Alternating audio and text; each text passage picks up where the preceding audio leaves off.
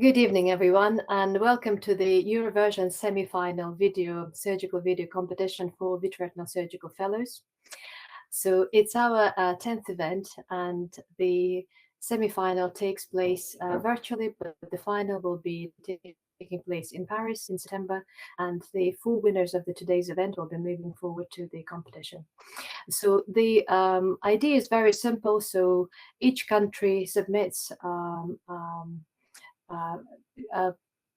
young surgeons under the age of 40 who are still in training and have done less than 3 years of vitreoretinal surgery, and present the most interesting and new surgical techniques for videos and a good take-home message. And then the panel of judges will ask the questions and decide who is the best based on the novelty of the case, the quality of the video, take-home message, and ability to handle the questions and the role in the case. We've got very interesting panel. So we've got Haute Couturier from Sorbonne University in Paris. We've got Professor Mario Romano from Milan University. We've got Professor Panos Stavrakis from Athens University, and Manuel Falcao from Porto University, and also Dr. Darius Shroff from Delhi. Shroff Eye Institute. So, and myself, I'm based in the Tennant Institute of Ophthalmology, University of Glasgow, in Scotland, in the UK. So we have 12 contestants today, and we will be introducing them as we go along. So each contestant has a 3-minute video, and then up to 5 minutes of discussion. So we'll have about 3 to 4 questions. We will encourage the contestants to answer to the point and very punctuate answers, and hopefully that will give us a good idea of their understanding and the take-home message. So with that in mind, this is our another distinguished judge, Leila Vaskovic from Duke University in Durham in US. Okay, welcome, Leila. So so every judge has a Excel document to mark each contestant, and we will be collecting all the marks at the end of the event, and then we'll be announcing the winner tonight or tomorrow morning. Okay, and with that, without further ado, let's get started. So our first speaker is going to be Yuxi Zheng from Duke University in Durham. Yuxi, the floor is yours. Hi, I'm Yuxi Zheng, one of the vitreoretinal surgery fellows at the Duke Eye Center. I'm excited to present my case of a combined tractional exudative retinal detachment from hemangioblastomas. This is a 23-year-old male with developmental delay and deletion of chromosome 1p, here for routine examination. His visual acuity measured 2100 in both eyes, and his retinal examination was challenging due to cooperation, but he is thought to have several retinal lesions in the right eye. He is brought for an examination under anesthesia, and you can see he has several retinal hemangioblastomas in the right eye with large feeder vessels, and even has a small lesion that leaks on FA in the left eye. These lesions in the right eye are treated with cryotherapy, and the left eye is treated with long-duration laser. The inferior lesion in the right eye develops a small cuff of subretinal fluid after cryotherapy, and laser barricade is performed around the fluid. A PSDK is performed in this right eye. You can see that at post-op month 1, he has developed an inferior exudative detachment, and the decision was made to observe closely at this time. By month 2, this detachment has worsened, and he now has a tractional component to it. So the decision is made to operate, and here's our surgical video. We've already put on a scleral buckle, and here we are performing a core vitrectomy and putting down some triescence in order to facilitate lifting that posterior hyaloid, and you can see it's lifting quite nicely here. We then put down some PFC in order to facilitate peeling over that inferior and temporal lesion. And here we are using the vitreous cutter to gently peel these membranes, put in some extra triescence in order to stain those membranes and the residual vitreous. You can see there's still a good amount of traction there despite doing some peeling. And similarly here temporally, we're peeling those membranes, but end up making the decision to perform endoresection of these lesions in order to facilitate flattening of the retina and to reduce future exudation. So we perform diathermy around these lesions to achieve adequate hemostasis, and then use the vitreous cutter here to isolate this lesion and then remove it. You can see the retina has nicely flattened inferiorly after relieving that traction. Now we decide to take this temporal lesion and send it for biopsy, so perform a sclerotomy and remove this lesion and send to pathology. Now, pathology confirms that this is a hemangioblastoma, which confirms our diagnosis. So here we are closing this sclerotomy and then putting in some extra PFC to facilitate this endolaser, putting down some laser to these retinectomy edges, and then doing a fluid air exchange, first at the posterior edge of this break, and then at the nerve. And then we fill with silicone oil. We fill with 5,000 centistoke silicone oil and close. At post-op month 1, he is nicely attached and his vision is now 20/250. And the patient is sent for genetic testing and it's pending for VHL. So a few take-home points here. Make sure to test for VHL in these eyes with hemangioblastoma and perform appropriate screening if positive. Consider laser or cryotherapy for treatment of hemangioblastoma lesions, and exudative tractional retinal detachments may develop, and consider endoresection of hemangioblastoma at time of retinal detachment repair to facilitate reattachment and to reduce future exudation. I just want to thank my mentor, Shi-Chen, for mentoring me through this case and the rest of the faculty and fellows at the Duke Eye Center. Lovely. Well done. So that's a very interesting case. And tell us, what did you do during the case? What was your role in the case? I did all the case, actually. Dr. Chen did not have to switch with me the whole time. Excellent. Well done. Okay. So do we have any questions from the audience, from the judges? So maybe I can start with the question. So hemangioblastoma usually implies that it's a malignant tumor. So did the histology show that it's a malignant tumor? The histology showed it had good margins, and it showed the findings consistent with hemangioblastoma. I don't know that it commented specifically on the malignancy, but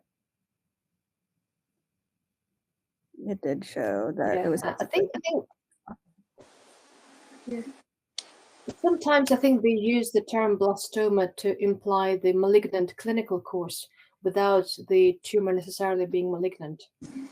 So I was interested in your opinion on where your tumor specifically was, but certainly with the detachment, the clinical course appeared to be quite aggressive. So that's why you decided to excise it. Absolutely. Any other questions, Mario? So did you have any PVR after in medium long term? Yeah, great question. We have only that 1 month follow-up from a week ago. So at that time there was no PVR, but time will tell. Because sometimes the tumor resection, if the choroid is not involved, you can have some proliferation, because so of course comes from RP, and the methotrexate sometimes is also injected, in order to avoid the proliferation. Absolutely. Okay, thank you. That's a good consideration. This patient has trouble with regular examinations in clinic, and so thought about methotrexate, but would only be able to do an intra-op dose if that, and with a short half-life. Decided against it. I think you used the oil tamponade, didn't you? Absolutely. So that will help buy us a little bit of time if there is PVR that develops. I have a question. Congratulations for your nice case. We have a huge experience in my hospital with Dr. Valery Krivozik in VHL disease and hemangioblastoma. Usually we prefer laser treatment to cryotherapy. Would you please explain why laser treatment should be preferred, or if you have a different opinion, explain why you would prefer cryotherapy for this treatment of these lesions? Yeah, I think that's a great question. I actually looked a little bit into the literature on this, and most of the literature looks at laser therapy, I think because the risks are lower. of developing exudation afterwards, and it does a pretty adequate job treating it. And so I've seen papers that have treated lesions that are up to 3 disc diameters in size fairly successfully. In this case, it was a little bit of attending preference to treat with cryotherapy. But I think, we had this discussion and she would certainly consider using laser later, but she prefers to treat larger lesions with cryo and then smaller lesions with laser. But I think interesting that you decided to excise it altogether. So rather than relying on the neither cryo nor laser, you just decided just to remove it because of the thickness of the tumor, presumably, yeah? Yeah, and the fact that after treatment, it still caused exudation. So we decided to treat it, definitively at that time.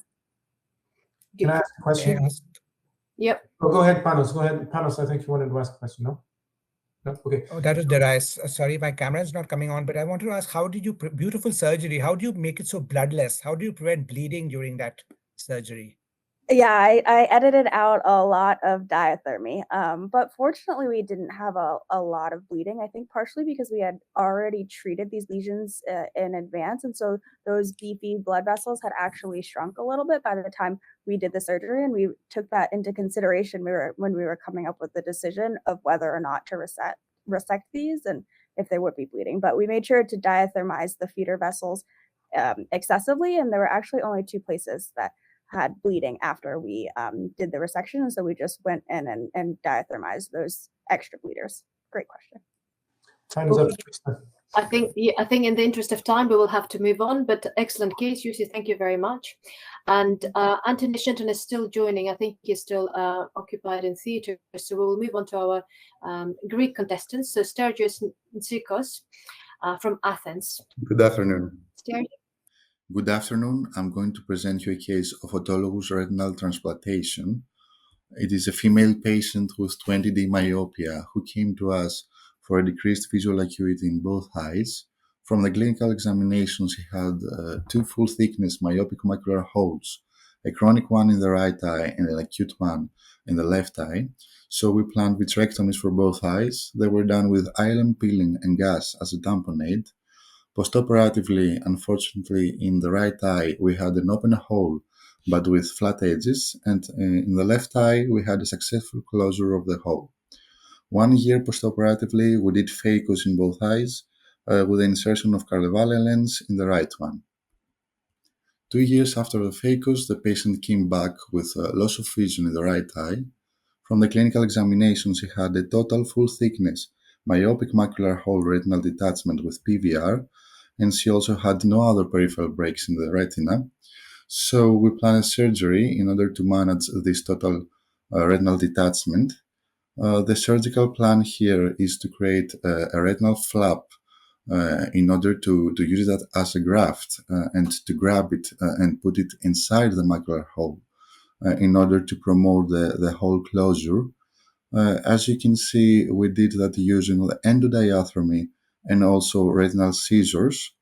And the next step here is to do some fluid direct change in order to flatten the retina and also to immobilize the flap that we had already created, and to be able to grab it with the intraocular forceps, as you can see here, and to try to put it inside the macular hole.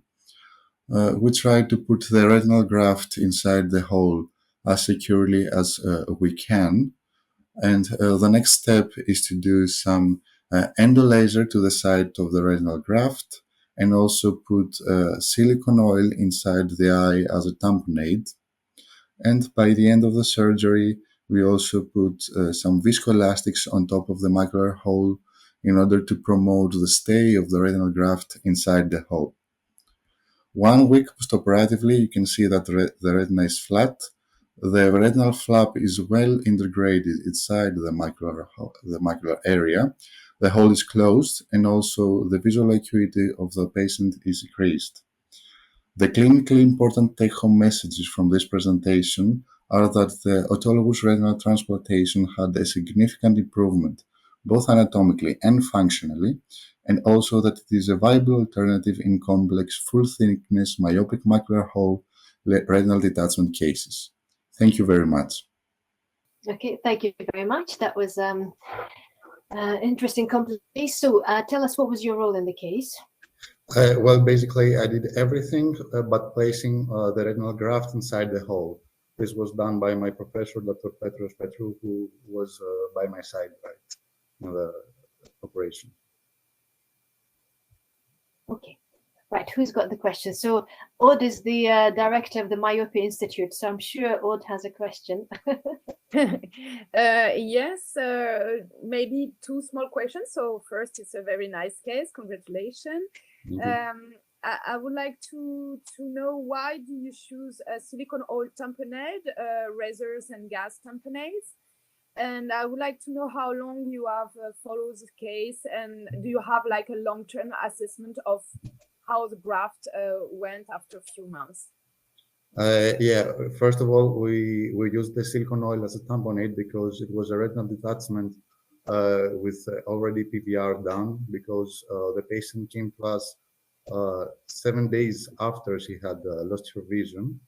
And also, it is a very recent case. Right now, we are in the 2 months time stamp. And also, it would be a great opportunity to show you the next images to the EURETINA Congress. But right now, till now, the retina is flat, and there's no problem with the retinal flap inside the hole. And it's still under silicone oil. You didn't remove the silicone oil yet. We are still under the silicone oil. We're going to wait for 3 to 4 months to be sure that the retina will remain flat, and also the flap will be integrated well into the macular area, and then we will consider doing ROS, of course. Okay, thank you. Okay, any other questions? May I ask a question? Yeah. First of all, fantastic surgery. Thank you so much for sharing. I love the fact that you were so involved with the case. Could you help me understand why towards the end, when the silicone oil was already placed and the tissue is well situated in a macular hole, did you choose to use like Viscoat or Peel-On? I forget what agent you used to kind of hold it in place again there, because I find once I place oil, it stays typically there. So I was curious what additive effect that had. Yeah, a common problem with this technique is that in the first postoperative days, the cases had flap displacement out of the macular hole. So we thought that coating the macular hole with the flap on top of it with viscoelastic could solve this problem and promote the stay of the retinal flap inside the macular hole. So it was basically used for the first postoperative days till the flap will be integrated inside the retina. Yeah, but why do you think, like, if your flap is not staying there, why would that viscoat used to stay there as well? I would just like to understand it. Like, what exactly about properties do you think? Could you repeat, because I had a?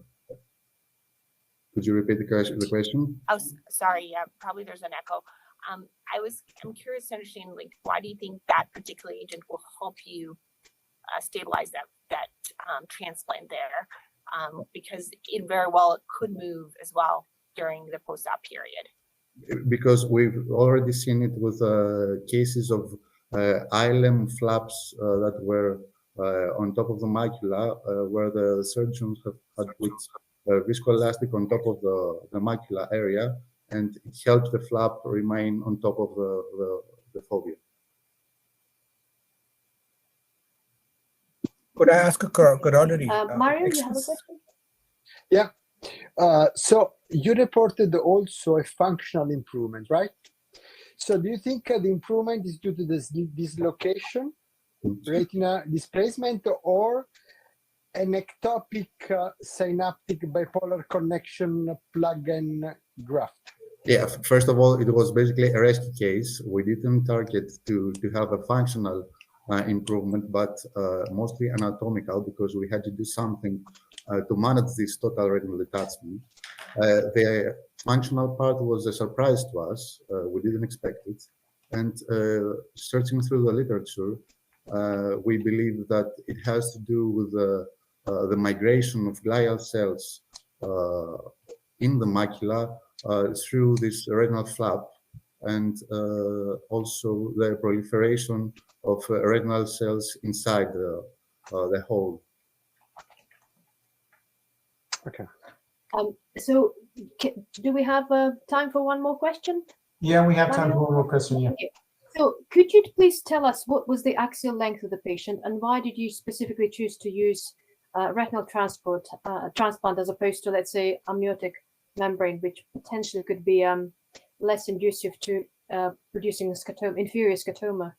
Yeah, the patient had 20D myopia.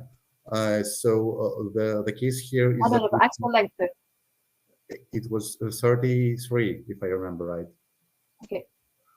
So we chose to do this technique because we had an already detached retina, and we believed that it was way easier to use the retina flap that is stiffer to put it inside the macular hole than, for example, an amniotic membrane, who is a bit more difficult to maneuver and to put inside the hole.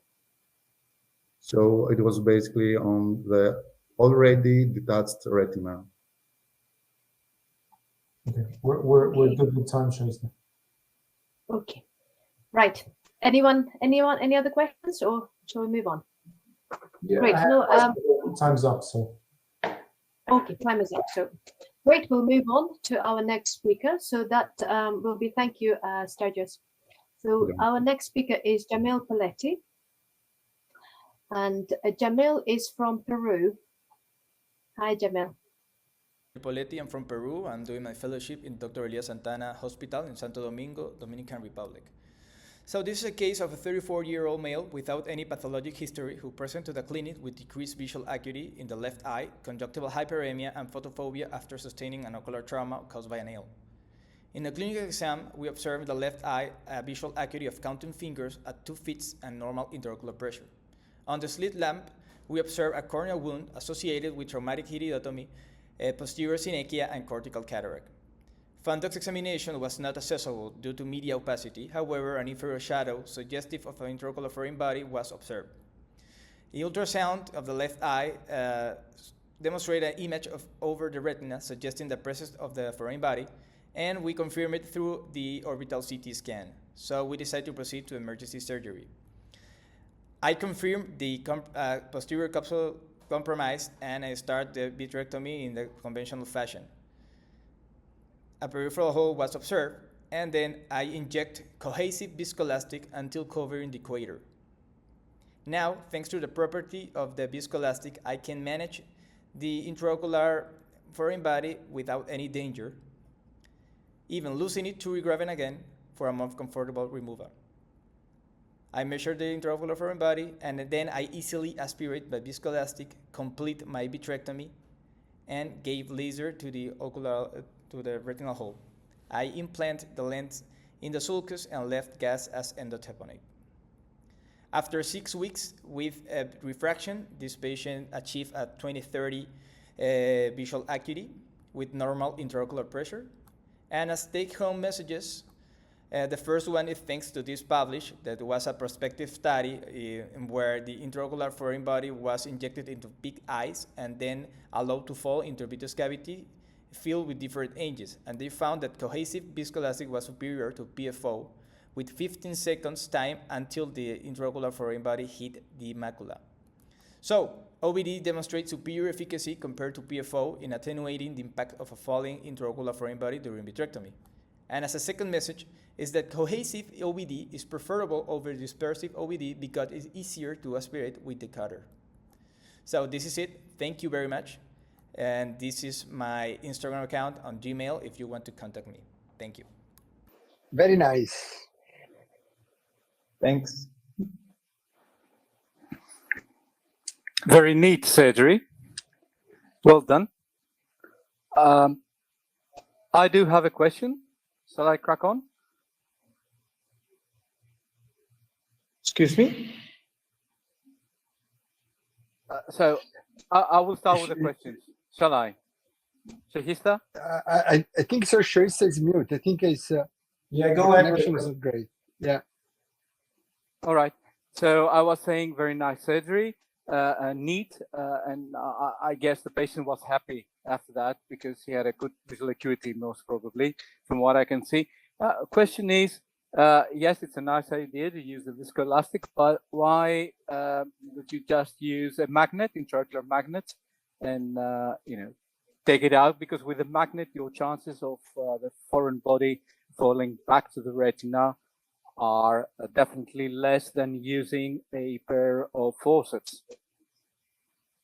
That's a great question. Actually, it's a great point also.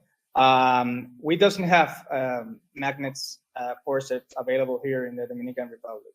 So we only have like ILM forceps. So many people used to prefer to use PFO for the intraocular foreign body here in the country. So this was a new idea that we saw in some publications, and we tried. And really good one. I see. All right. Does anyone else? Can I ask how many million Dalton the OVD was? 1.5. How many? So just to better understand this procedure. I think. Okay. I'm really not sure about that. Okay. So, but there was the question was probably 1.5, something like that. Yeah. Okay. Probably. Great. Thank you. But it was very, very nice. Great. Did you take the foreign body through the cornea? I couldn't quite understand that part. Or did you open a sclerotomy? Yes. Posterior capsule was compromised, so I prefer, instead of open a new incision in the sclera, to take it out through the principal wound I created for the phaco. Okay. Could you please also tell us what was your role in the case? Yeah, I was the principal surgeon during the whole case. All right. Okay. I'm happy. Can we move on, Shohista? Just thumbs up.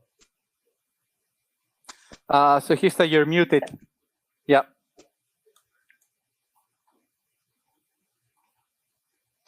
I think the connection is not good. Connection is good. Yeah. So I think we can move on to, and the next person will be Santiago, Montolío-Marzo. I think the next one is Marcos. Yeah. It's Marcos Restrepo. Yeah, the next one is Marcos Restrepo. A silent disaster. Imagine failed to warn us.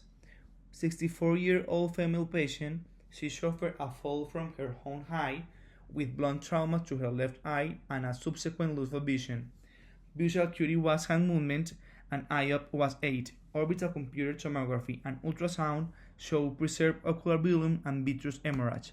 Surgical plan was phacoidectomy to treat traumatic vitreous hemorrhage. After trocar insertion, phacoemulsification was initiated. During the procedure, a sudden pupillary closure was observed. Phacoemulsification was subsequently interrupted, and increased chemosis along with decreased digital ocular tone was noted. A peritomy was performed, and the trocars were removed, confirming a significant loss of ocular tone. Post-peritomy evaluations revealed a scleral wound with uveal prolapse located at the equator. To allow complete wound closure, the superior and lateral rectus muscles were hooked and disinserted, facilitating adequate exposure of the wound. The wound, which extended approximately 14 mm, was then closed. Once complete closure was confirmed, the rectus muscles were reattached. After stabilization of the globe, phacoemulsification was resumed and complete. Intraocular evaluation was performed using an endoluminator introduced through the pupil, which reveals a vitreous hemorrhage obscuring the posterior segment. Then a partial vitrectomy was carried out. As the procedure progressed, the retina was found to be fully attached, except for a localized fold of subretinal hemorrhage, which was subsequently treated with endolaser photocoagulation. Given the potential risk of retinal incarceration, the decision was made to tamponate the eye with silicone oil and following an inferior iridectomy.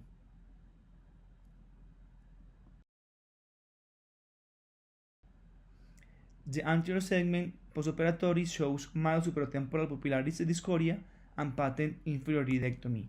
The OCT shows macular anatomy with refraction reaching 2100 in aphakia, and the fundus shows an area of retinal incarceration surrounded by laser without generation traction. The patient is ortho in primary position, and the important take-home messages are to prioritize clinical judgment over imaging, stay cautious, and global behavior guide trauma surgery, pause when needed, reassist, and proceed with clarity and control. Excellent. Very, very important learning message there. Thank you. So I think we all have come across these cases. So tell us your role in this case. I was the first surgeon on the case. Excellent. Right, let's see. I'm sure panel will have a lot of questions. So your choice of tamponade was oil, yeah? Yes. So tell us, why did you choose to use oil? Okay, when I was there in the surgical, I found a little area that I suspect that was incarcerated, but I can see it well because it was surrounded by a very dense hemorrhage. So I say, okay, I need a tamponade that makes a long-term control of the structures and the tension of the walls. So I want to prevent in the future or to treat a future development of PVR with a tamponade that makes a better support of the structures. That's why. The risk of PVR is very high, so therefore it was I would agree that I would certainly make the same choice. Any other question, Darius? Do you have a? If there was, may I ask a question? No, if the muscles were more intact, would you consider putting a belt buckle or any other maneuvers for preventing PVR in the future, like methotrexate? Okay, fine. It's clear that scalp buckle has a really good point or role in this kind of trauma, but in this case, the configuration of the one that is in the equator, it's at the same measure that I fix the scalp buckle. So I found it technically not easier or not possible for me to put it there because I have at the same measure the extension of the wand. So I decided not to put it and make a really good complete vitrectomy to try to prevent the PVR. So, okay. Yep. What do you think happened? 2 questions. What do you think happened during the surgery to cause the rupture? And the second is, are you planning on correcting the aphakia the patient has at the moment, and how? Yes. This surgery was 3 months ago. And what happened, I think, is that the rupture was there, but the image failed to warn us, like I say, because I think that what happened is that the walls of the eye, the structures surrounding the eyes, the conjunctiva, the rectus, and the tenon, act likely a tamponade or containing the intraocular content. So in the images, we have the contour normal, but the rupture is in the point that the globes makes rupture, that is behind the rectus. So I think that simplified that when I put pressure with the vacuum multiplication, the walls kept and the pressure goes down. And are you planning on correcting the aphakia? When and how? Yes, inclusive. The last week we have the second time surgery because we have a PVR in the inferior part of the retina that's making traction. So I went to surgery room, I removed the silicone oil, I peeled the PVR, and I put again silicone oil. And in a third of time, I will correct the aphakia. Okay, makes sense. So I guess there's 2 schools of thought in terms of managing the globe rupture. So first school would do the primary surgical repair and then sit on the eye and wait until the detachment develops and only then interfere with vitreoretinal intervention. So you are in the more proactive group where you went into full repair and VR surgery at the same time. So do you feel that that's a better way of dealing with the trauma?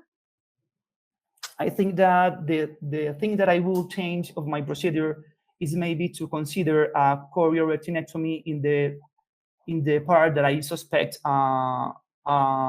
incarceration.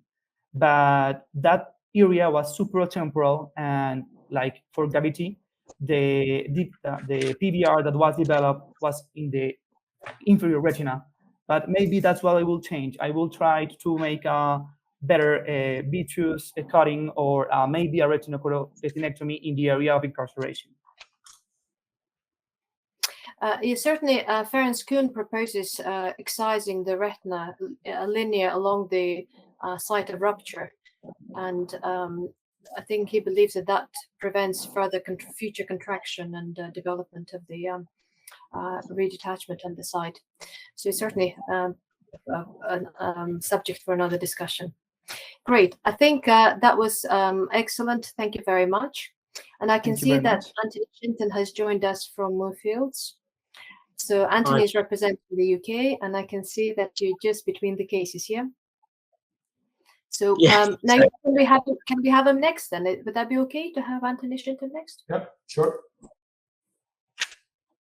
Oh, Nicola, thank you. Okay, Anthony, the floor is yours. Hi there. So thanks for having me. I'm Anthony Shinton, fellow at Moorfields. So there are lots of flavors of secondary IOLs these days, and they're becoming increasingly popular, but common to all of them is the risk of refractory CMO. And this can be a challenge to treat.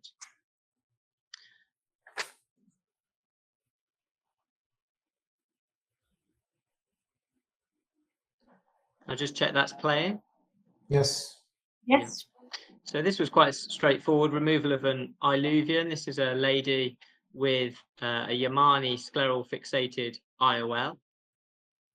And just removing this ILUVIAN that had migrated to the AC with some 23 gauge forceps and OVD. That came out very easily.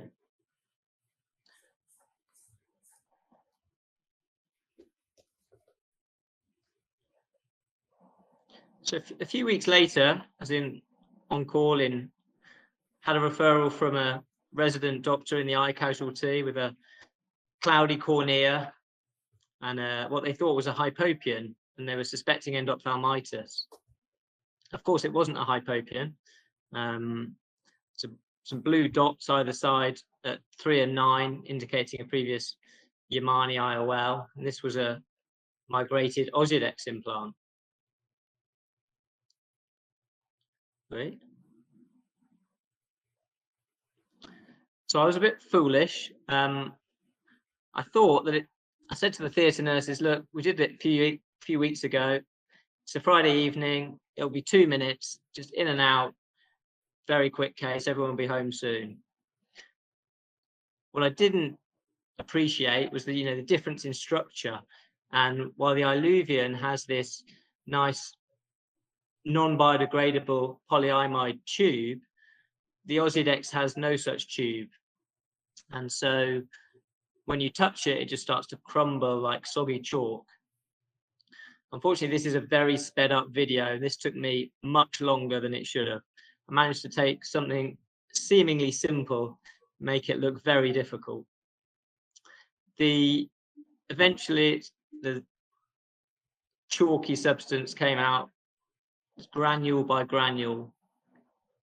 I could feel the theatre nurse's eyes burning in the back of my head as this took longer and longer than the 2 minutes that I'd promised. So there are definitely better ways to do this, and we'll come on to that. But essentially, not touching the Osidex implant to stop it from crumbling apart is the way to go. And that could either be through making a bigger wound or by using a non-touch technique and enveloping the Osidex implant in a tube or cannula. So the video is very jumpy for me. Is that? We're good. We can see it good. It's out.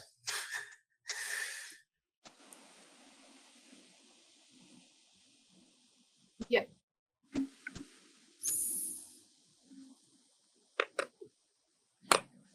So a few take-home messages here. One, we have to be very careful using steroid implants in eyes with secondary IOLs. That's, there's clearly risk factors for migration of these implants. Vitrectomized eyes is a clear risk factor. They're obviously more mobile in vitrectomized eyes. And then it's fairly obvious, anything that's, defect in the either iris or posterior capsule is going to make you prone to migration. And actually, it's a contraindication for Osidex to place an Osidex in an eye with an iris, AC, or scleral fixed lens. For ILUVIEN, it's not actually listed as a contraindication, but just as a precaution. Two, there's better ways to do it than I did there. So, as I said, either make a bigger incision and just burp the wound, try not to touch it, or envelop it in a needle, a flute, even an IOL cartridge. This is a video last week. This lady came in with a dislocated IOL, but also with an ILUVIEN in her AC as well. Anthony, I might have to stop you here because you're running out of time. So let's tell us the role in the management of this case. Sorry, I missed that, Shohista. Yeah, so 3 minutes is up, unfortunately. So you had 3 minutes. So we'll just move straight on to questions if that's all right. Yep. Shall I start? Yep. Yes. Well, very interesting cases. My question is, what is the main risk factor, do you think, for a migration of Osidex or of ILUVIEN in the AC? For example, if you use a Carlevale lens, what is the major risk factor? And the second question that I would have is, if I see such a case, how much time do I have before I go into theater and try to remove it? And if the corneal damage is reversible or not? Sorry, could you just repeat the first question for me? Yes, what is the main risk factor for an Osidex or ILUVIEN to migrate in the AC in the presence of a sclerofixated lens? For example, if you have a Carlevale lens, what is the main risk factor for immigration of the implant? So for the first question, I think all lenses, so AC, Artisan, Carlevale, Acryos, have all been reported to have migration. So I don't think there's any lens that hasn't been reported for steroid implant migration.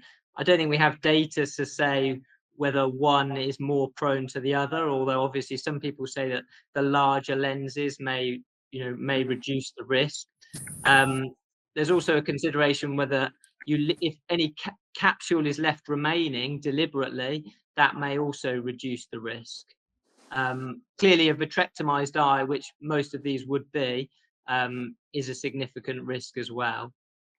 In terms of the speed, anecdotally, from the handful of cases I've been involved in, the Osidex seems to have a worse impact on the cornea. As you can see in these two cases, the two ILUVIEN cases, actually the cornea was pretty healthy, just a few mild DM folds. But the Osidex, and I don't know if that's because of its the rate it releases or the fact that it doesn't have the capsule, seemed to have a worse impact. In all cases, we got them to theatre within 24 hours to get the implant out. All right. So Anthony, well, what's your proposal for the management of CMO now? So you're not going to use Ozurdex, or? Yeah, so I mean, I think if you are going to use Ozurdex, it'd have to be a careful discussion with the patient, and they'd have to be aware that it was, off the license. I think the other option is obviously intravitreal subtenons or subtenos triamcinolone. There have been discussions about suturing an Ozurdex or an Iluvien through a sclerostomy. That's been done in a few cases in Europe. And then also more recently, there's been reports of placing an steroid implant in the suprachoroidal space, and that's also been done successfully.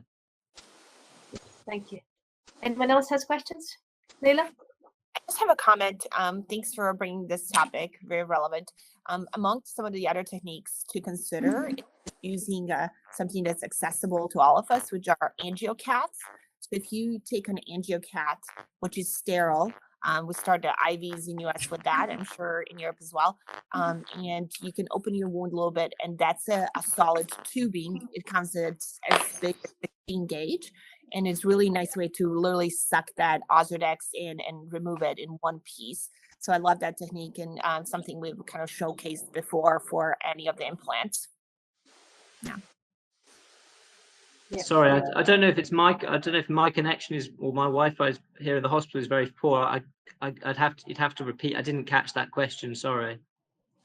No worries. I was just giving another technique of using angiocat to remove Ozurdex in one piece, because that's the kind of tubing that comes readily available in the ORs as we start the IVs.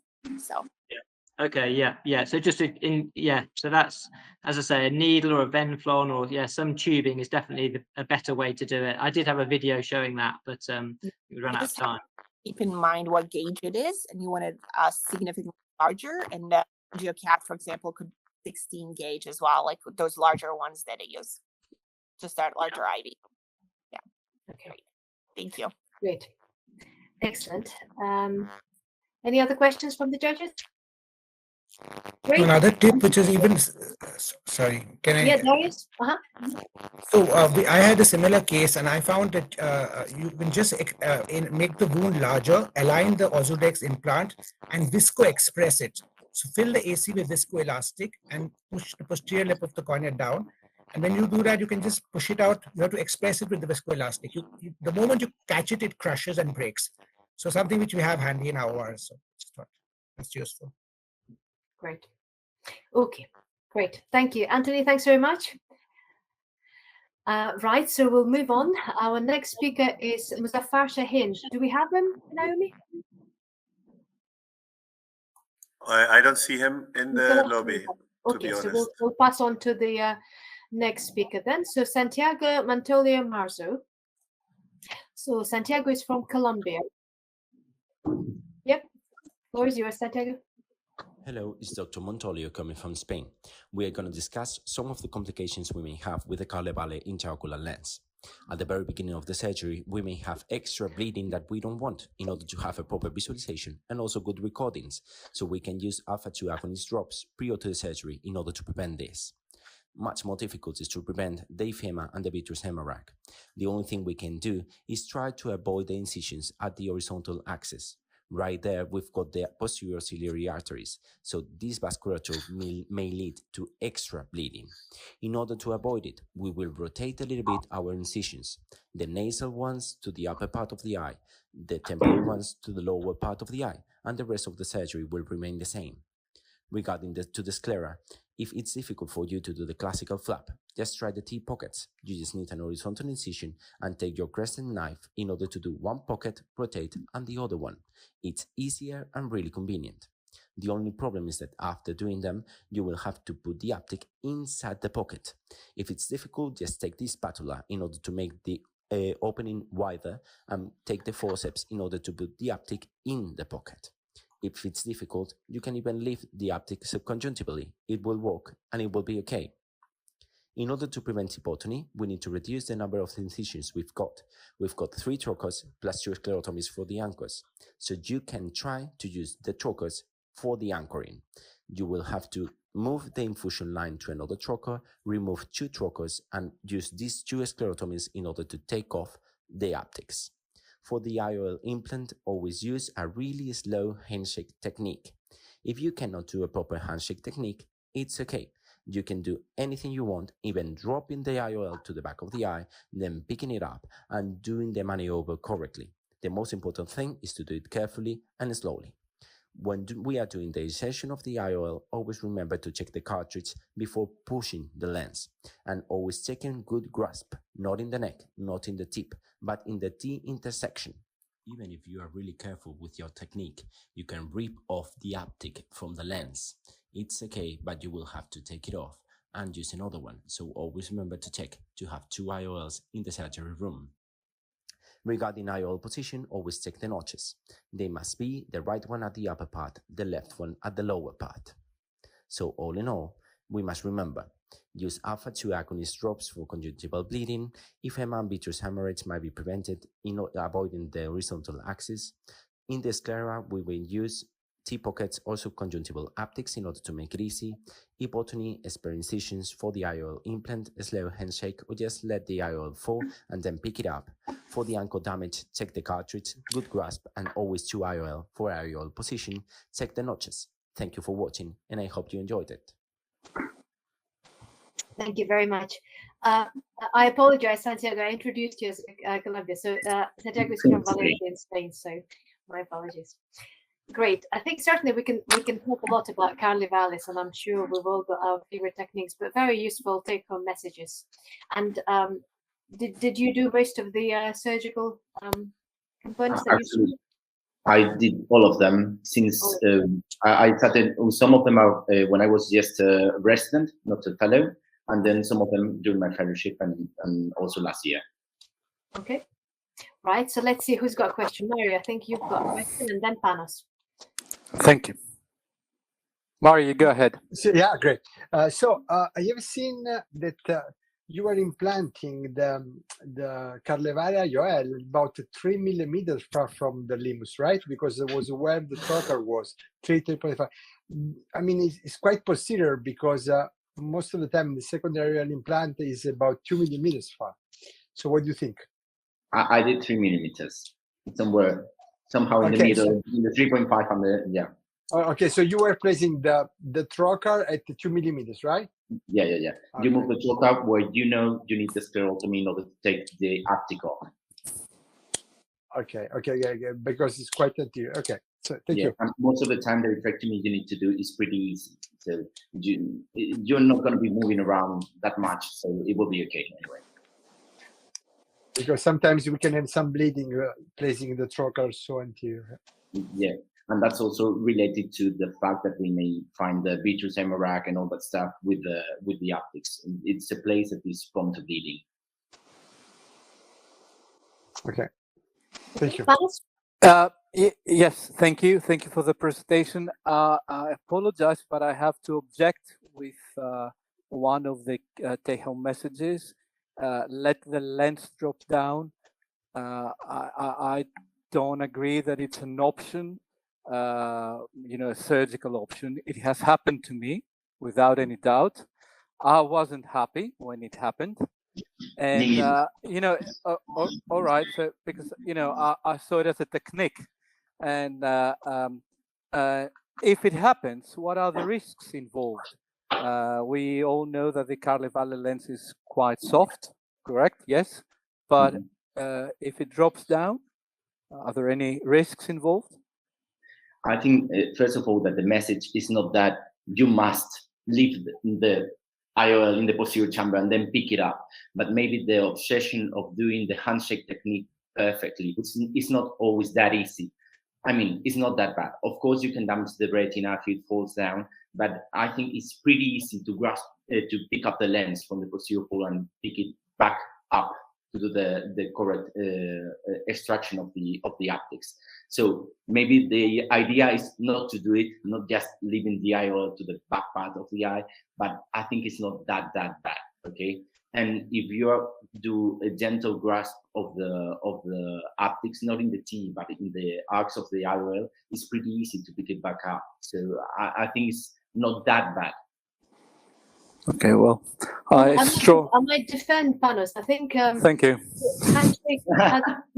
handshake technique requires 2 very expensive forceps, and in a country with limited resources, that might be a problem. So it might be cost effective just to drop at the back. And I'm not aware, but perhaps you were hinting at some problem that we weren't aware of, Panos. Well, I've seen a case of a fellow accidentally the lens dropped back and caused a hemorrhage. I agree that the lens is very soft and it's unlikely to cause a hemorrhage, but it can happen. And the handshake technique, you don't need to have an expensive forceps, just a forceps, a crocodile forceps, and nothing more than that. It will happen. It will fall back. It has happened to everyone, I guess. But honestly, try to avoid it. You cannot predict what's going to happen. Yeah. That's my feeling, at least. Yeah. Again, I think it's not the idea that we all have in mind that, I mean, it's not always that easy to do the handshake technique at the first attempt. Okay. Any other questions? Odd? No? I did like your point of watching the notches. Is that to do with the curvature of the lens? What's in design? Actually, I must say that image is actually the first one I did when I was a resident, and I didn't notice that it was rotated till I was in the post-op period. I didn't have any problem, but it was also a patient with there was no aniridia, so it's supposed to be regarding to the inclination of the optics with the optic in order to prevent blocking the pupil. But I didn't have any problem with that patient, but also because it was really difficult to have a problem with that patient, with that one specifically. And after that, you just need to take a look and you notice really easily if it's okay or not. But just to confirm, are you suggesting that the lens is not flat and it's got a curvature? It's got a 10-degree inclination. I think it's 10-degree inclination for the optics. Okay. And do you have any thoughts about using the main corneal incision as the meridian for holding the lens, so that you don't have to manipulate it inside the eye? Sorry, again? Using the main corneal incision for the place where you're going to put the haptics of the lens, right 180 degrees away and right beneath the corneal incision. Using the corneal incision, that would be an option, but that would be, you mean holding the lens through the corneal incision and moving the lens to do the extraction of the optic? Holding the optic 180 degrees away from the corneal incision so that you don't need to move the lens around. But that would be an option, definitely. I do like your point of avoiding the long ciliary arteries at 3 and 9 o'clock, and that to minimize the risk of postoperative bleed. Yeah, that's a very valid point. I guess that's also a little bit theoretically, but I read about that a few years ago, and I thought that makes sense. So, and that's something you can do. It's not that hard to do, so it makes sense. Okay, great, lovely. Thanks very much. I think we will move on. Thank you. So our next speaker is. Do we have a French contestant? We do have a French contestant, but I'm representing him. So I'm Filipe, and Joas is unfortunately on a trip in mountains and have no internet access. Okay. So if you agree, I will answer the questions for him. Yeah, so what it means is that you are taking over his place. Are you happy to do that? Oh, I'm the senior on the case, so I don't know. So you're not a fellow then? No, I'm not a fellow anymore. And how many years of experience have you got? Oh, I've been a consultant for 6 years now. Okay. So. Right. Would you agree that probably we will not go ahead with that? What do you think? Yeah. Well, I think we can still. You don't want to choose the case at all, or what do you mean? Well, I think we do need the contestant, a fellow under 40 with less than 3 years of experience to answer the questions in order to qualify for the final. Yeah. Well, yeah, I was not aware that Joas was not be able to make it tonight, but well. Why don't we watch the video? But we may not go ahead with the into the final, unfortunately. Let's watch the video. Oh, it's. I present a retinal detachment case in a high myopic foveoschisis. This patient was followed for this foveoschisis associated with an internal layer macular hole stable for years. Came in emergency for metamorphopsia, and the fundus revealed a temporal retinal detachment confirmed on the OCT. Wide field OCT revealed a tractional membrane in the macular hole without complete foveal detachment, so we decided on the surgery. Intraoperative examination revealed the retinal detachment progression. We started with vitrectomy of the liquefied vitreous. Kenacort and membrane blue injection revealed a yellowied adherent to our retina. So we began to peel a thick epiretinal membrane that appears to be some of epiretinal proliferation continuous with the posterior yellowing. The first abstraction probably opened the full thickness macular hole in the posterior pole. Dissection was carried out carefully, changing the direction of force abstraction to avoid tearing the retina. A bimanual dissection could have been envisaged, but it came up like that, so we didn't do it. It's very important to peel the entire posterior yelloid to relax the retina and prevent recurrence of detachment. Dissection must be very careful to avoid any iatrogenic tears. Then we completed the dissection of the posterior yelloid around its entire periphery, first with the vitreotome, then with the forceps. We needed the forceps to complete the DPV because the yelloid was very thin and adherent.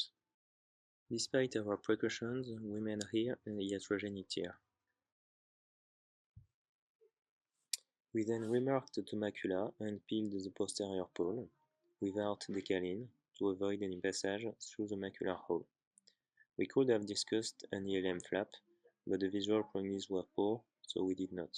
Here we performed the peeling before finishing the peripheral vitrectomy in order to maintain the quality of visualization.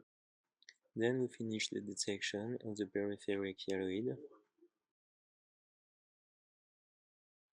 before to do the fluid exchange by a paravascular hole, iatrogenic tear, and the macular hole before laser retinopexy and C3F6 gaze tamponnement.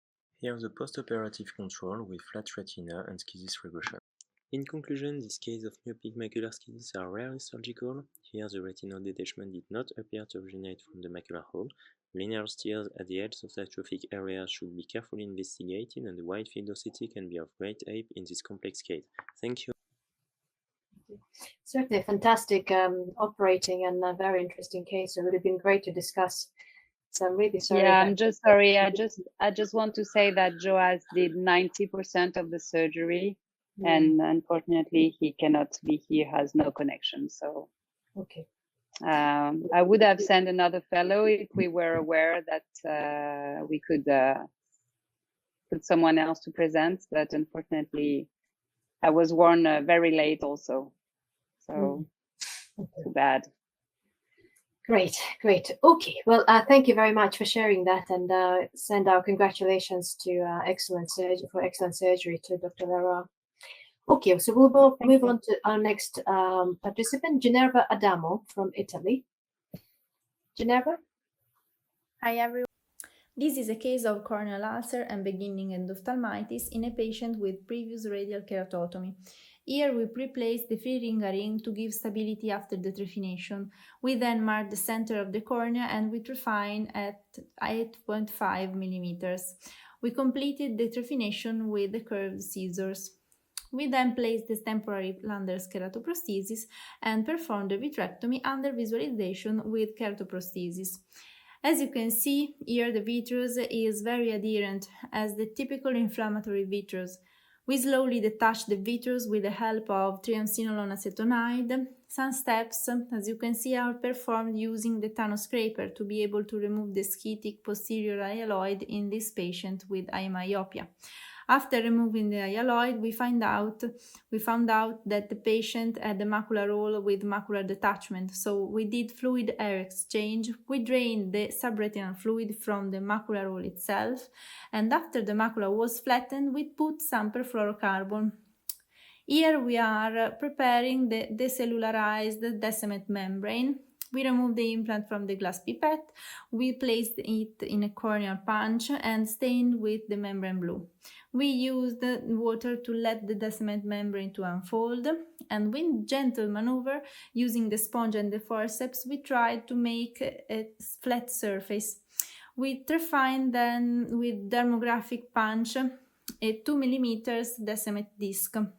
We removed one of the trocars to be able to insert the Descemet implant without rupturing it, and then we stained with membrane blue under the perfluorobubble to be able to identify the precise location of the macular hole. Otherwise, it is not possible to see it because of the dystrophic myopic fundus. Then, with roll maneuver, we insert the Descemet under the perfluorobubble and we dragged it centrally where the macular hole is located. As you can see, there is a perfect positioning centrally. Then we fill the eye with perfluorocarbon to be able to perform the corneal transplant in a safe way.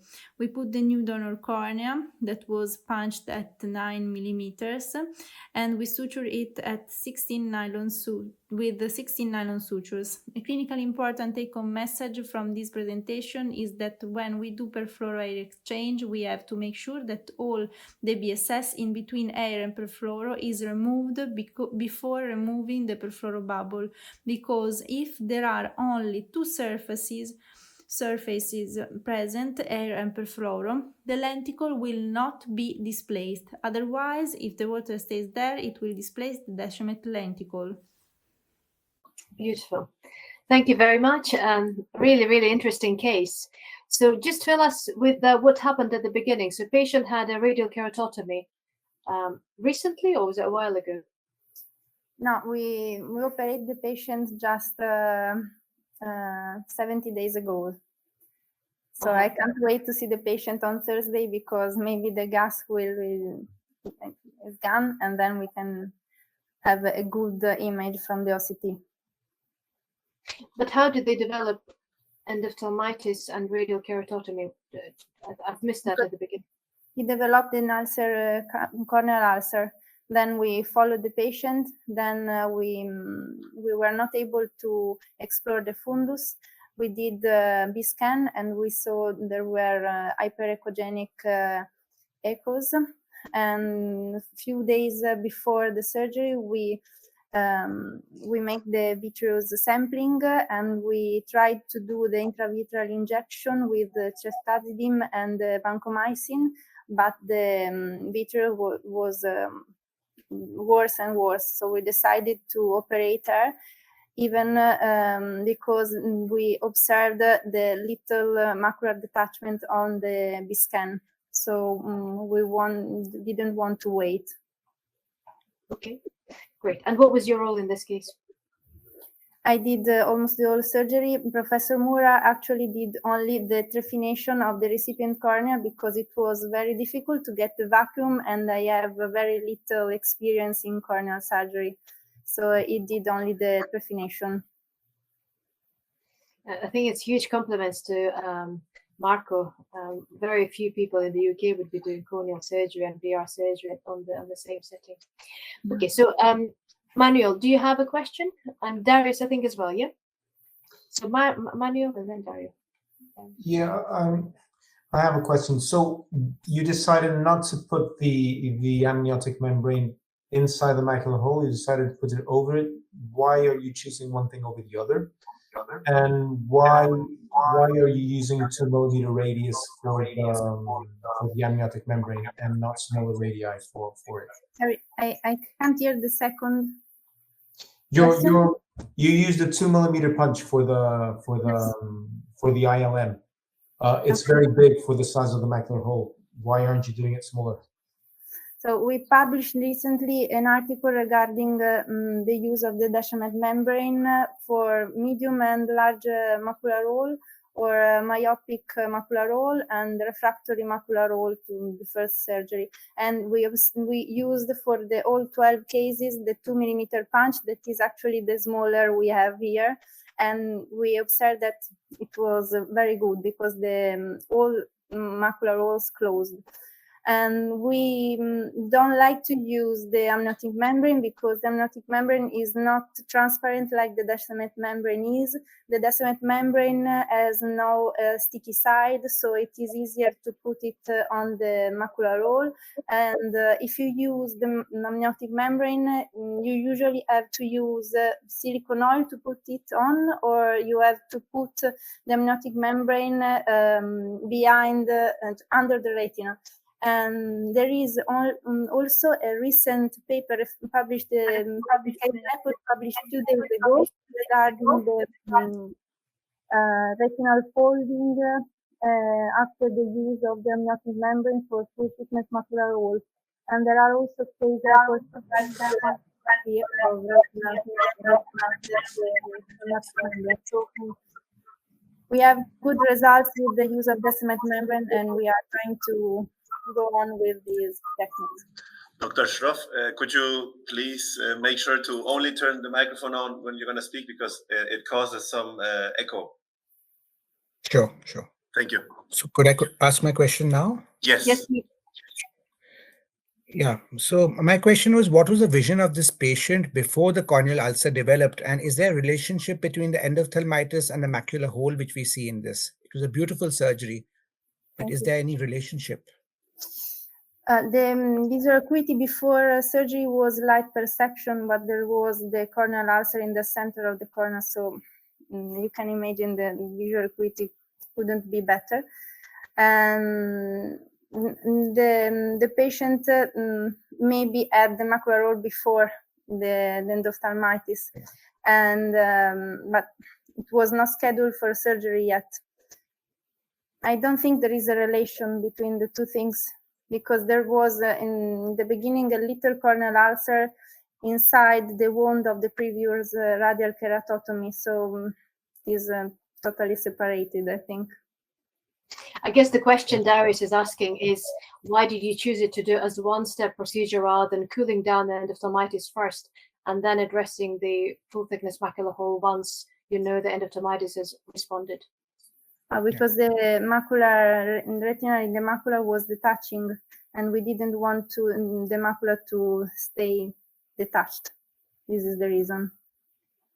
I think I really like the ingenious use of the Descemet membrane. So in the UK, we do have a big shortage of the graft material.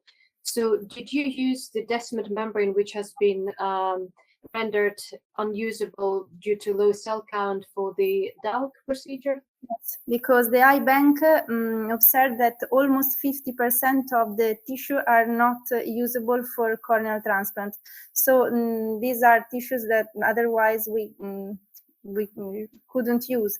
And in the previous study, we used the Descemet membrane prepared with the endothelium cells, and we used to remove the endothelium cells before the implantation.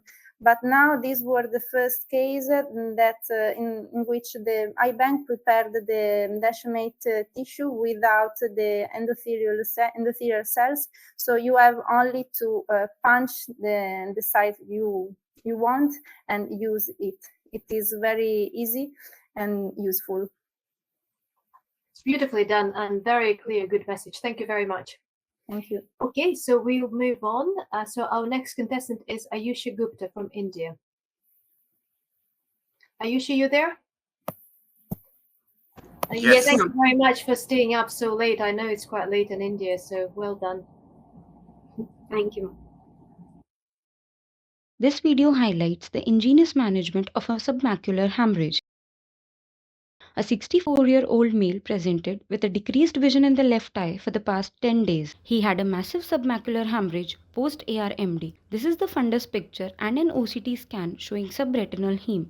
The plan was to do a 25 gauge pars plana vitrectomy with subretinal tissue plasminogen activator injection, an anti-VEGF agent, and a gas tamponade. Vitrectomy plus PVD induction was done with the help of cutters and forceps. After vitrectomy, the crucial step of subretinal TPA injection requires injection of TPA with a 41 gauge cannula. But there are many challenges. First, fine tremors at the tip of instrument. Second, the volume which we inject is not calibrated, and if we inject more volume, it might result into a macular hole formation. Thirdly, we cannot see the drug which has been injected as it is transparent. There are a few commercially available injection systems which are poorly calibrated and expensive. So a self-made injection system was prepared by us. This is a 1 ml syringe in which we remove the seal, which is the black portion, with the help of an artery forceps. Then we cut the pipe from VFC injector, which is routinely used in VR surgeries to inject silicone oil. We then reinsert that seal into the shaft of 1 ml syringe. This cut end of the VFC injector snugly fits into the 1 ml syringe. Thereby, we now have a self-made injection aspiration system from a 1 ml syringe which is totally controlled by the foot switch and eliminates any tremors as well as assistance needed to inject TPA. Second, because we are injecting a transparent liquid, we cannot see it, so we just stained it with a drop of fluorescent dye to make it visible while injecting. This is how this system works with a very controlled drop-by-drop injection of the drug through a 41 gauge cannula. Now, we can see the fluorescent stained TPA forming a diffuse subretinal blab. So, it is a totally calibrated system. Routine steps of vitrectomy were completed as usual, along with a gas tamponade at the end. This is the 4-day post-op image with a gas bubble showing dispersed heme. The subretinal heme has totally disappeared at the end of 3 weeks. This is the pre and post-op OCT with complete resolution in both the OCT and fundus photograph. Patient improved to 6/36 parts in his last follow-up. This is another case showing massive submacular hemorrhage which was operated recently using the similar technique. Diffuse fluorescent stained subretinal TPA is seen. This is the fundus at 6 weeks follow-up with a complete resolution of subretinal heme. Although the patient could not regain good vision due to the AMD scar. As of now, we have completed 7 cases using this technique. Excellent, well done. It's always very impressive how you in India they managed to adapt a lot of tools. So well done. Okay, so Ed, what was your role in this invention and also surgery? Yes, ma'am. So the initial steps of core vitrectomy, the PVD induction part, and the making of this device along with the TPA formation was done by me, but the subretinal injection part was done by my mentor, Dr. Vishal Agrawal, sir. And whose idea was that to use the infusion line? Ma'am, sirs, my mentors. Good, good. Okay, so let's see if we have any questions. Leila? Yeah, fantastic. Thank you so much. Beautiful case, really great outcomes.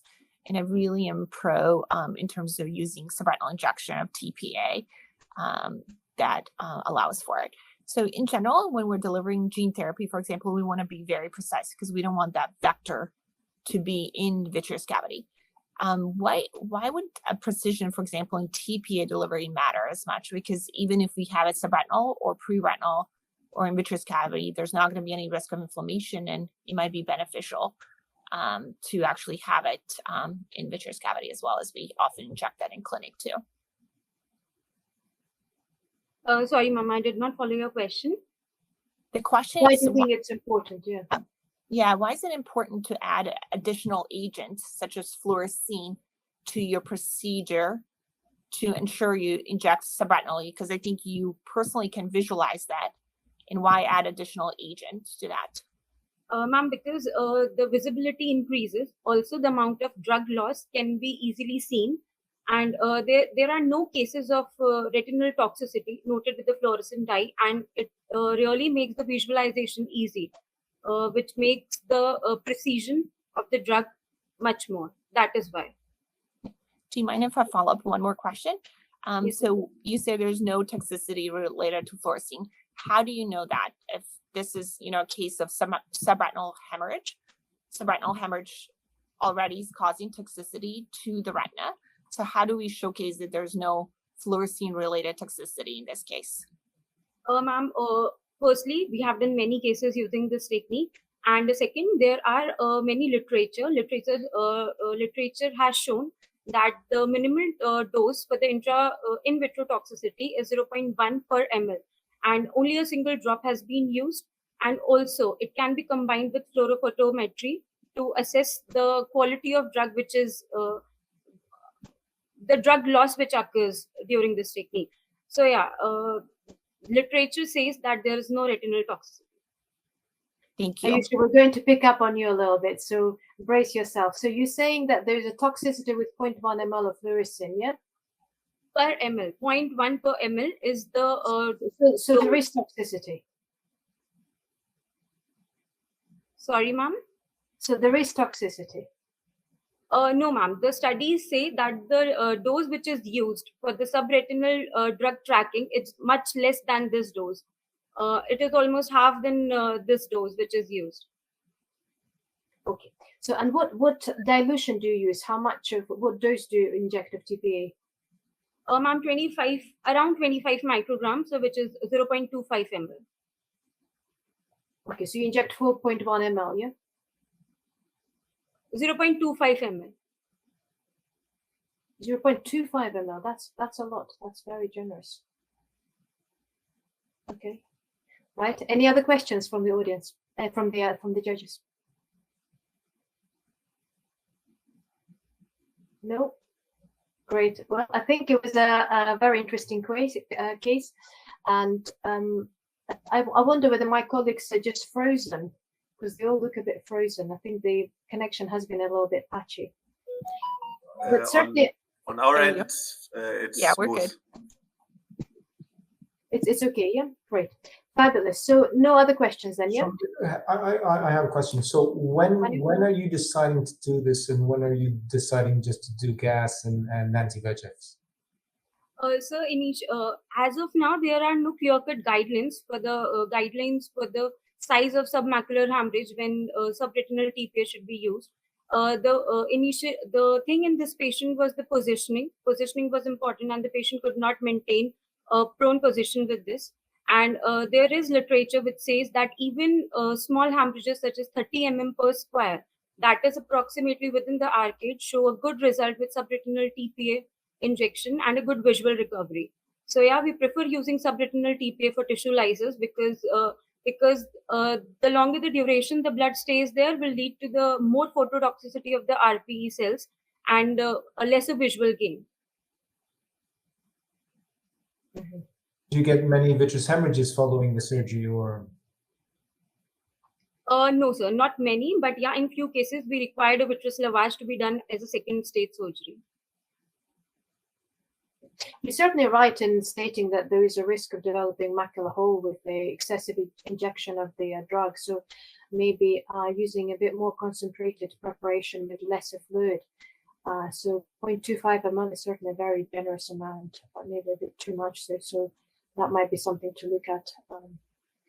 But thank you very much again for the very interesting case. Great, and we can now move on. So our next speaker is Mal Alhelaly from Egypt, from Cairo. Mike, do we have her on the online?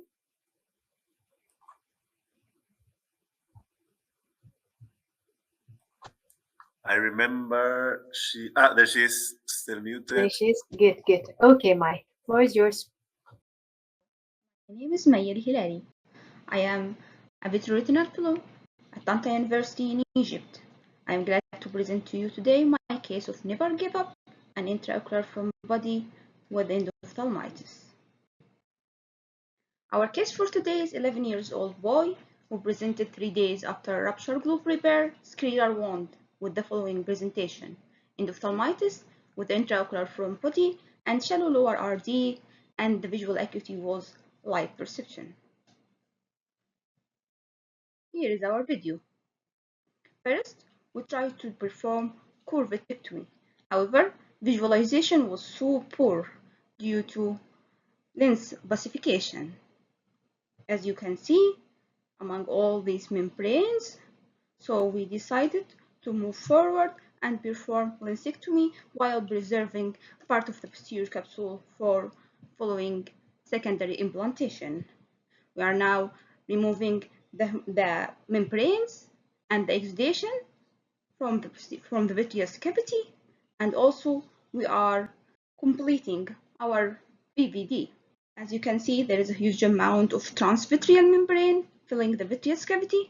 Now we can visualize the foreign body implanted within an amalgam of exudate and pus. We are working now on releasing the foreign body from the pus amalgam in the lower part of the retina. After successfully releasing the foreign body, we are widening the posterior capsulotomy, and iris shelf technique is used to deliver the foreign body through the anterior chamber. And with the use of magnet, foreign body was extracted. We are completing our membrane removal, and diathermy is performed in addition to laser after air fluid exchange, and patient was left on silicone. 3 months later, the patient now, after secondary implantation of 3-piece lens, we are trying to release the adhesion, the posterior capsule using MVR. As you can see, we are trying to release all these adhesions, and now silicone oil is removed. We are using the cutter to smooth the edge of the posterior capsulotomy into a homogeneous edge. After that, posterior optic capture is performed. Now we are checking to make sure that the retina is attached, and you can see we have attached retina with fibrous tissue at the area of foreign body. The key takeaway message is never give up. Light might be at the end of the tunnel, even in pediatric endophthalmitis. Timely intervention is the key of management for endophthalmitis cases. Thank you. Great, thank you very much. Okay, and tell us, what was your role in this case? So actually, this case was in the first year of my residency. So I did most of the case. However, I wasn't able to release the foreign body from the impaction site. So my mentor, Dr. Ahmed Aguri, who is the one who removed the foreign body in the case. For the next one, it was all me.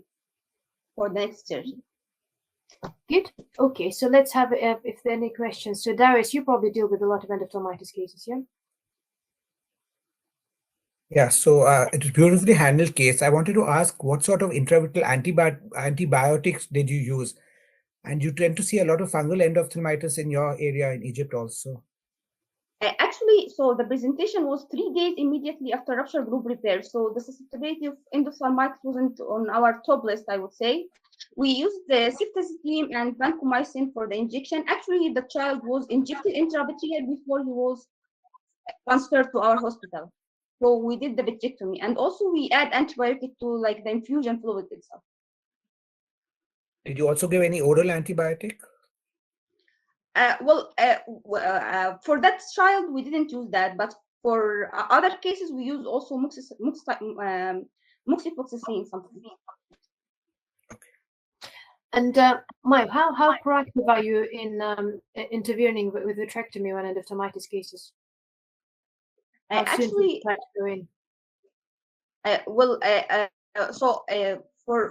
we don't usually wait for a long time. So for the most of the cases, we will inject the intravitreal injection, and then if we don't see any improvement within like 24 hours, we would go for a vitrectomy. However, in this case with foreign body also, so we didn't wait for the child.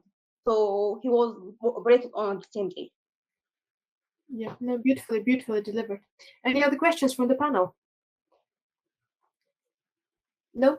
Okay, I think that was a very clear message, well delivered. Thank you very much, Mai. Great, so we'll move on to the next presenter. So this is Filipe Neves from Portugal. Filipe, do we have you? Yes, I'm here. Good, excellent. A 78-year-old female patient with a history of left eye trauma following a fall was presented to our surgical retina department. The initial injury resulted in a nasal limbal corneoscleral laceration between 7 to 10 o'clock position, which was sutured in an emergency setting, alongside with an hyphema and dense vitreous hemorrhage, leaving the patient with only hands movements in her left eye. In 2 days, pars plana vitrectomy was performed, including aspiration of the hyphema, and vitreous hemorrhage and partial aniridia and aphakia were noticed. 6 months after meticulous corneal scleral healing and confirmation of retinal morphology preservation with October, the patient was proposed to a secondary implantation and artificial iris sutured to a caral veil IOL. The vertical scleral pockets were made avoiding the area of previous scleral laceration. The human optics artificial iris was trimmed 1 mm less than the white-to-white, to 10 mm. Then the iris was sutured to the caral veil IOL with nylon 90 through the haptics of the IOL in both sides. Then the surgeon tried to fold the iris IOL complex unsuccessfully.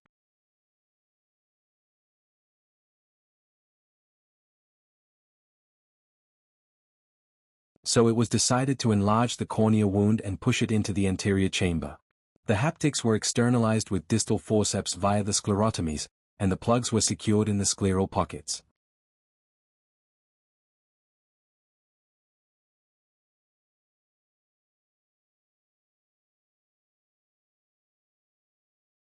Surgery seemed to be almost done. The surgeon was very happy thinking at this time.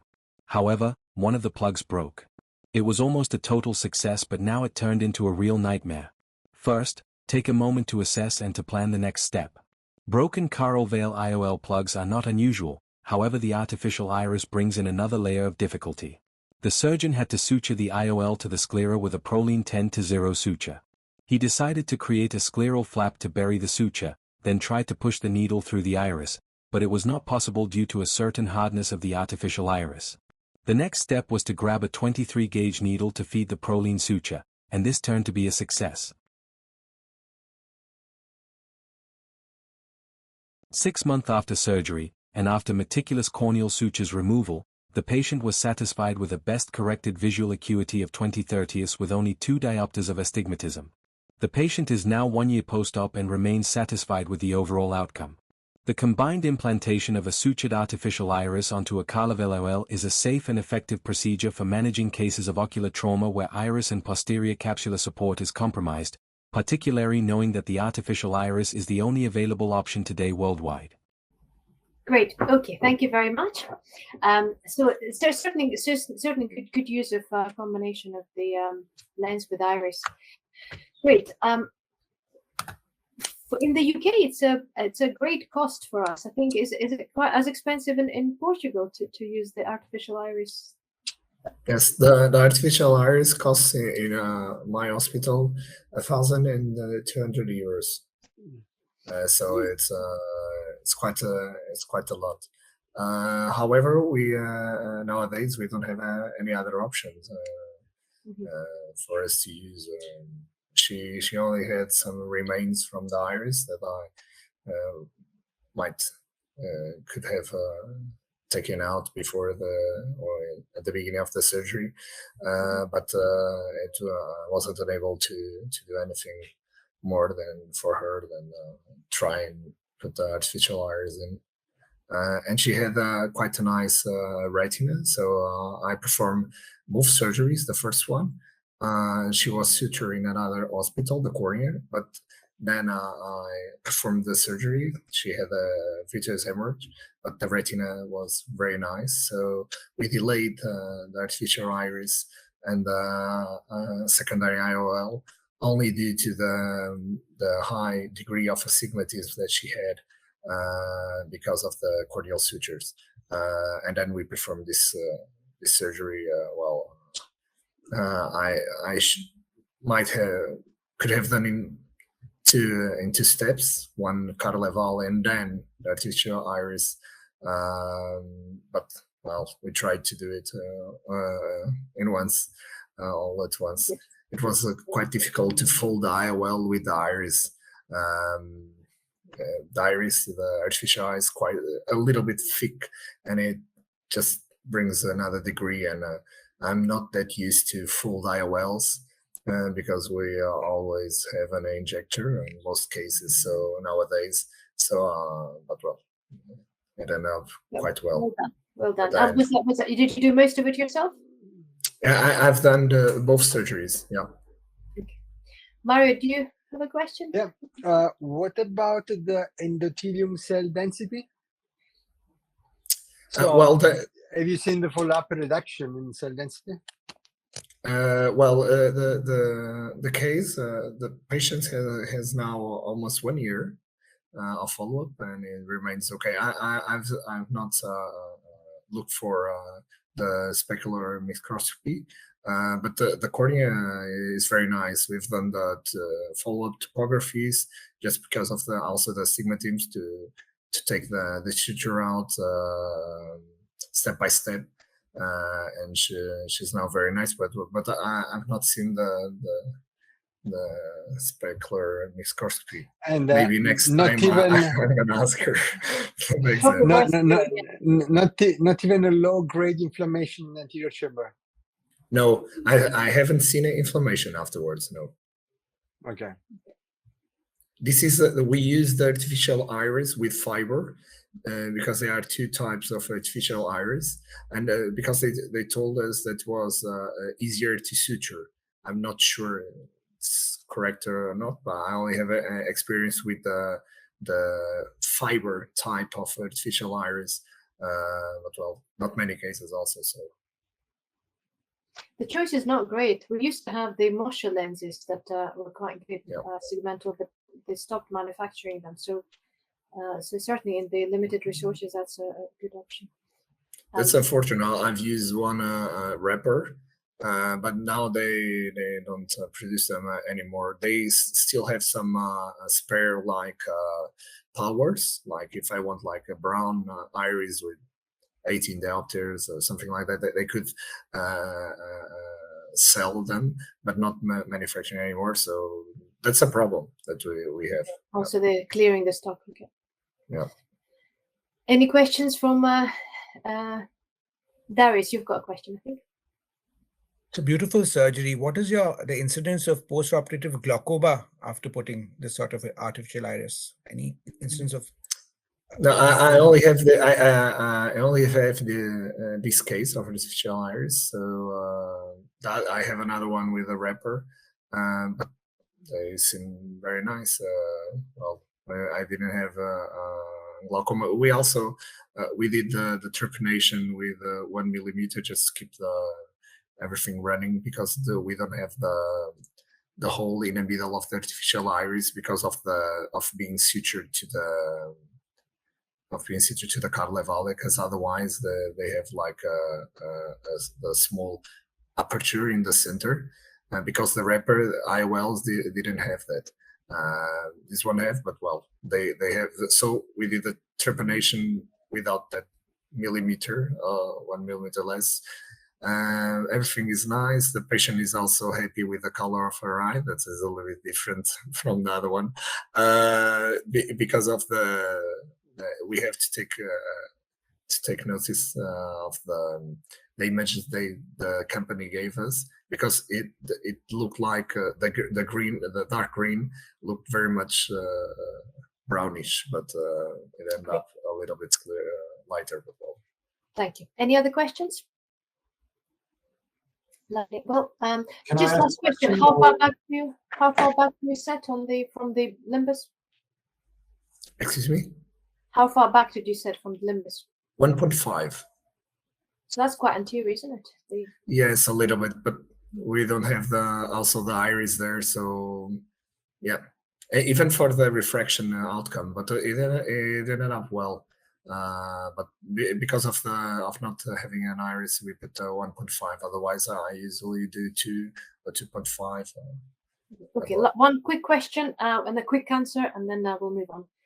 Manuel? Yeah. So would you recommend using the same technique for a Carle-Valle that has lost its aptic when you don't have the artificial iris, so that you don't need to change the IOL inside the eye? Yeah, I usually do the Gore-Tex fixation nowadays, and it would be nice without the artificial iris, just to put the suture. And the Gore-Tex suture is quite easy to handle, but with the artificial iris, I just wasn't able to pass the proline. Was quite difficult. I had to cut the iris. It was quite difficult to do, but well, yes. And nowadays I'm not using Carle-Valle anymore because I prefer to use the scleral fixation with the Gore-Tex. But well, I think the Carle-Valle is also a nice technique. If it goes well, it's quite fast, and I don't have much problems with that. Lovely. Thank you so much, Sorry. Filipe. Great discussion. Okay, let's move on to our. I think we've only got our Turkish contestant. Muzaffer Şahin, did he appear or not? Nicola? I didn't see the name in the lobby, so I'm afraid not. Okay. We can watch the video. Yeah, let's watch the video, but unfortunately he won't qualify to the final, but we can certainly watch the video. Let's do that. Marking 3 or 9 o'clock and corneal debridement for enhanced visualization. Insertion of infusion cannula. Starting vitrectomy with pars-plana approach. First anterior vitrectomy for freeing lens from vitreous. Continue with vitrectomy. Making 2.2 mm corneal incision. Anterior repositioning of displaced lens, assistance with occitome. In support of light probe for the holding lens right plane, starting phacoemulsification with phaco probe. Continue with phacoemulsification. Continue phacoemulsification.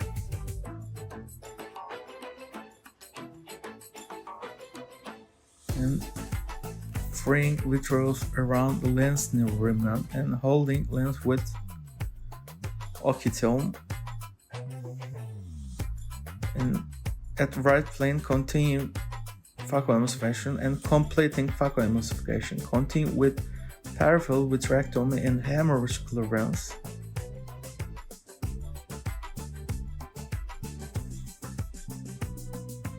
Continue with 3 mm marking for insertion of 3-piece IOL with modified Yamana technique. I'm using max grip forceps this procedure. Start the insertion of lens with a cartridge. I'm holding first uptake of 3-piece IOL with forceps. Completing insertion of IOL. Exterminated first uptake of IOL with forceps. And I'm continuing with second optic externalization, holding with max grip forceps and hold simultaneously both of optics and complete externalization of 3-piece IOL optics, making flames with cautery.